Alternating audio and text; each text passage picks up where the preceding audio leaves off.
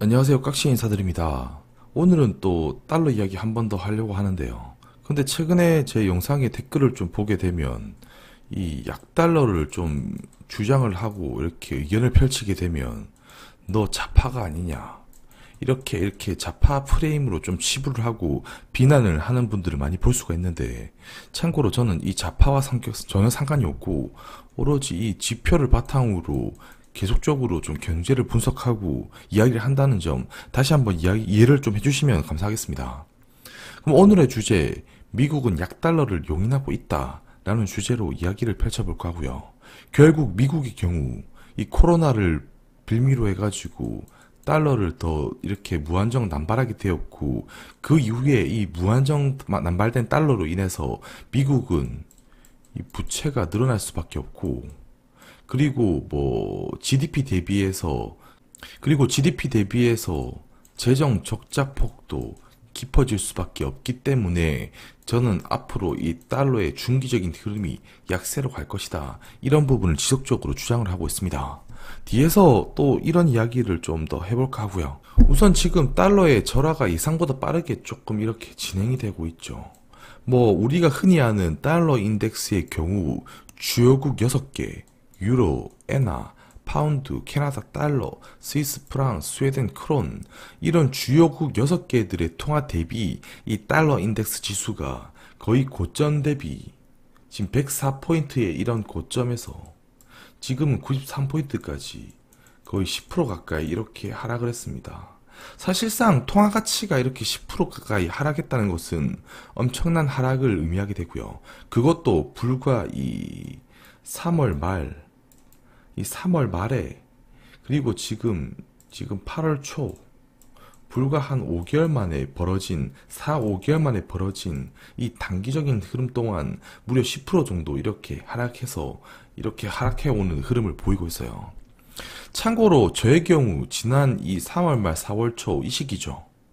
이 시기에 저는 이미 달러가 이 고점을 찍었다고 재차 언급을 했고, 이와 관련해서 영상도 많이 언급을 했었고요.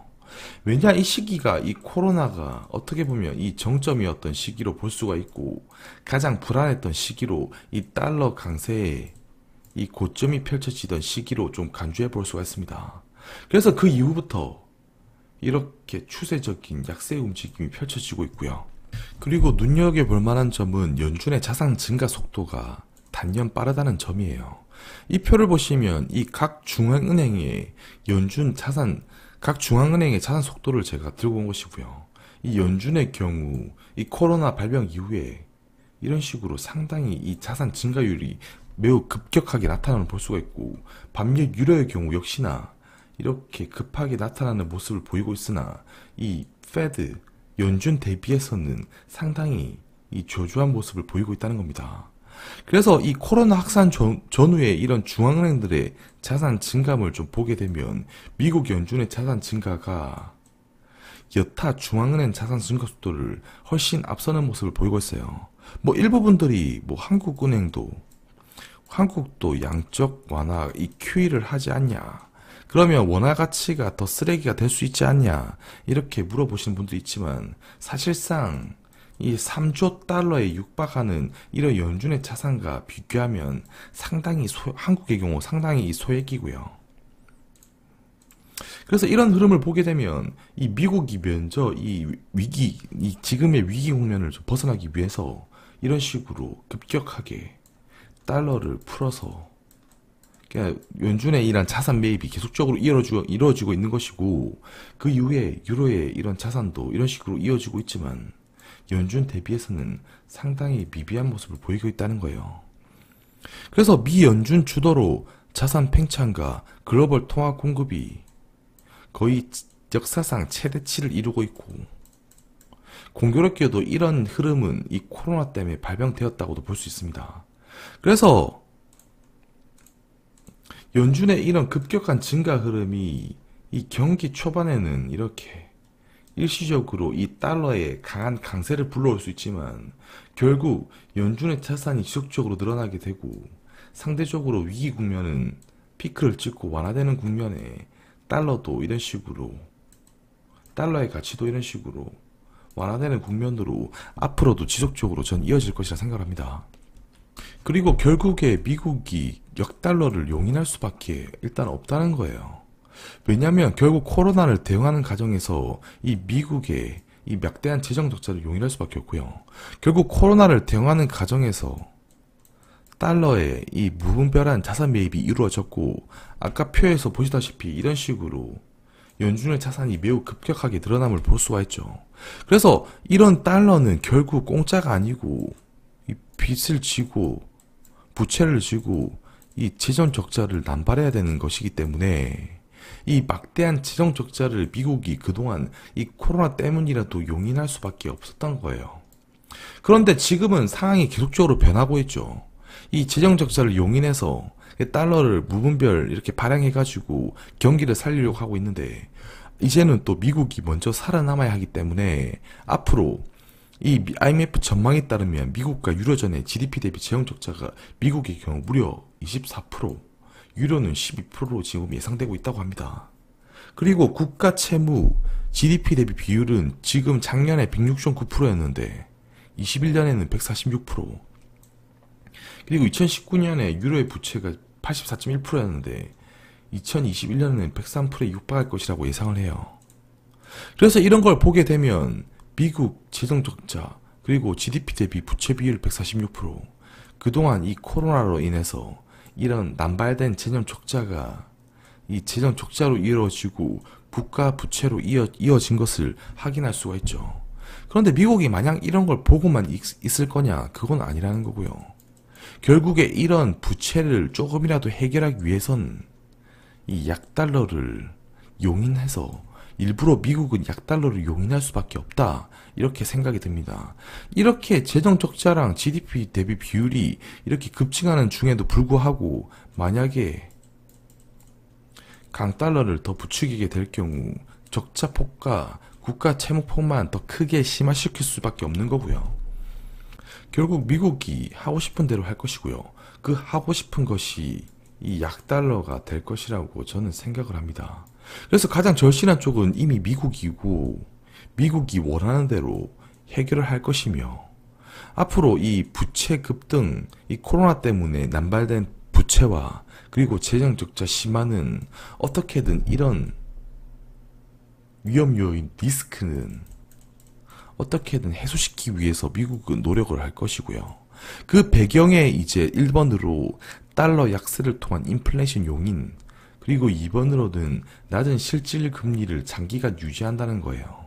이게 무슨 말이냐면 달러 약세의 경우 이 명목 GDP가 예를 들어서 이 1000달러였는데 이 달러가 뭐 인덱스가 예를 들어서 110이었는데 만약에 이 70이 된다면 똑같은 이 명목 GDP의 1000달러도 외화 대비해서 이렇게 보게 되면 상당히 이 절감할 수 있는 요인으로 다가서는 것이고요.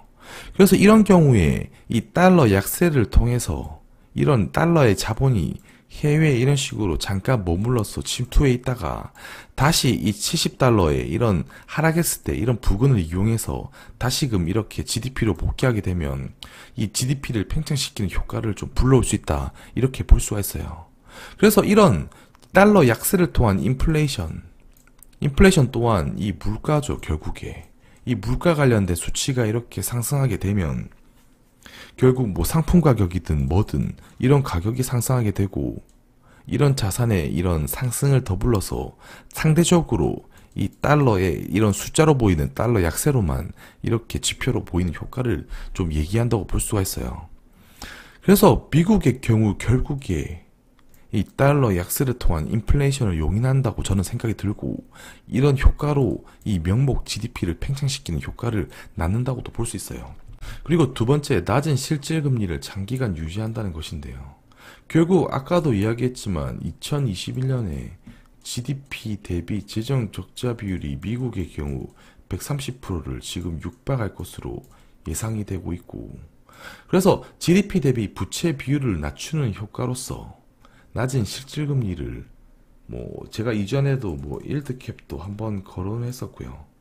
낮은 제로 금리를 이런 식으로 장기간 유지하면서 상대적으로 타고가의 금리는 이런 식으로 올라가게 되면 결국에 이 달러가 이 매력적인 달러보다 이 타국가의 이런 환율로 또 쏙쏙들이 이렇게 스며들 수 있다고 생각이 들고요. 왜냐하면 결국에 금리 차는 이 금융에 있어서 그 기본이기 때문에 금리가 높은 곳으로 돈의 이동이 이뤄지는 것은 어쩌면 이 당연한 현상이기 때문에 낮은 실질금리를 장기간 유지하면서 미국 내로는 이 부채 비율을 낮추는 효과를 가지게 되고 그 외의 면으로는 이 낮은 금리차와 상대적으로 타국가는 금리가 상승하게 되면 이런 금리의 갭이 발생이 되면서 상대 국가로의 이런 환율의 이동이 돈의 이동이 일어나기 쉬운 이런 구조를 뗄 수 있다는 거예요. 결국 미국은 이런 시나리오를 지금 용인할 수밖에 없고 앞으로 지속적으로 이러한 시나리오가 저는 펼쳐질 것이다 라고 생각이 듭니다. 그리고 결국 경기가 회복이 되면서 달러 약세는 강하게 뛴다는 점이에요. 과거 00년도 그리고 08년도 그리고 2020년도 IT 버블 당시와 그리고 뭐 이때 그 9.11 테러 당시 이런 식으로 재차 아주 단기적이죠. 이 단기적인 달러 강세를 부추기지만 그 이후에는 지속적으로 이 장기 달러 약세 흐름이 펼쳐진다는 것이고요. 그리고 그 이후에 2008년 리먼 브라더스 파산 이후에 이렇게 일시적인 이때도 강달러 현상이 펼쳐지지만 다시 재차 이렇게 약달러 현상이 펼쳐졌습니다. 그리고 그 이후 이 코로나 정점 저는 이 점이 이 104포인트가 달러 인덱스에 이미 한 고점을 형성했다고 생각을 하고요. 그 이후에 다시 그 약세가 펼쳐지고 있고 앞으로 점진적으로 중기적으로 약세 흐름이 펼쳐질 것이다. 그래서 달러의 성격은 경기가 회복하면 약세, 코로나 충격에서 서서히 저는 점진적으로 벗어나면서 이미 많이 벗어나고 있고요. 뭐 뉴스에서 난리치거나 아니면 비관론자들이 떠들어대도 이 위험 자산인 주식이 지속적으로 상승하고 있고 금은도 반등하고 있는 것을 살펴보면 이미 인플레 신호가 터지고 있고 달러 약세는 진행되고 있다는 걸 우리는 알고 있어야 한다고 생각이 듭니다. 아직도 이 프레임에 갇혀가지고 달러를 외치고 있다면 저는 달러가 앞으로 상당히 뭐 이 부분에 도달했을 때 상당히 이 위험해질 수도 있다. 그래서 본인이 만약에 이 코로나 부근 때 이렇게 달러를 대거 이렇게 매수를 했는데 앞으로 중기적인 흐름이 이렇게 펼쳐진다면 자신의 이런 투자했던 자산이 상당히 이 리스크로 변모할 수 있다고 생각이 들어요. 뭐 달러의 경우 이 시대의 흐름에 따라 강달러, 약달러 이런 식으로 변하는 이런 모멘텀을 띠기 때문에 뭐 그때에 따라 상황에 맞게 투자를 해야 한다 생각하고요. 그래서 뭐 경기 아까도 이야기했지만 이런 경기 침체 초반에는 달러 강세가 아주 일시적으로 뛰게 되지만 침체 이후에는 이 회복 시기에는 달러 약세를 계속적으로 그릴 수밖에 없다는 거예요. 그래서 저는 이미 3월 말 4월 초에 달러가 이미 고점을 찍었다고 수차례 언급을 했으며 이미 이 달러 약세는 진행 중이다라는 거예요. 그래서 이 차트의 흐름과 지표의 흐름을 인정할 건 인정해야 된다고 생각을 합니다. 그리고 코로나 전후 미 연준의 자산 증가 속도가 여타 중앙은행의 속도보다 상당히 빠르다라고도 지난 코로나 시기에서도 많이 언급했었고 지속적으로 언급하고 있고요. 그래서 결국 코로나를 대응하는 과정에서 미국은 막대한 재정 적자와 부채를 용인할 수밖에 없다. 그래서 IMF와 2021년에 미국의 경우 부채가 130%를 육박할 것이고 재정 적자는 20%를 넘어설 것이다 라고 이야기를 하고 있고 과거 08년도에 이 재정 적자 비율 10%를 넘어서는 20%를 육박한다고 지금 아주 이야기를 하고 있어요. 그래서 미국의 경우 이런 재정 적자 부채를 그냥 냅둘 수 있느냐? 냅둘 수 없고요. 그래서 이를 해결하기 위한 방법은 결국에 달러 약세를 통한 인플레이션을 용인시키는 거예요. 그래서 자산 가치가 지금 만약에 100불이라면 이게 100불일 때 달러 인덱스 104포인트와 이 달러 인덱스 70포인트의 100달러는 어떻게 보면 그 가치가 다르기 때문에 이 70포인트에 대해 이 100달러를 만들어서 GDP의 이런 팽창 효과를 더 일으키겠다 이런 의미로 해석해 볼 수가 있고 그리고 두 번째 낮은 실질금리를 장기간 유지하면서 이 부채 탕감 효과도 동시에 누릴 것이라고 저는 생각이 듭니다. 결국은 방법은 이거밖에 없다는 거예요. 이 화폐 가치의 절하를 통해서 인플레이션화 시키는 방법, 이런 방법을 통해서 미국은 이런 재정 적자와 부채를 해결하려고 노력할 것이다. 그래서 달러가 망하는 게 아니라 일부 댓글에 보면 달러가 망한다라고 약간 무식한 발언을 하게 되는데, 저는 단 한 번도 달러가 망한다고 이야기한 적이 없고, 달러 약세 사이클에 우리가 살고 있을 것이다, 앞으로 살 것이다 라고 생각을 합니다.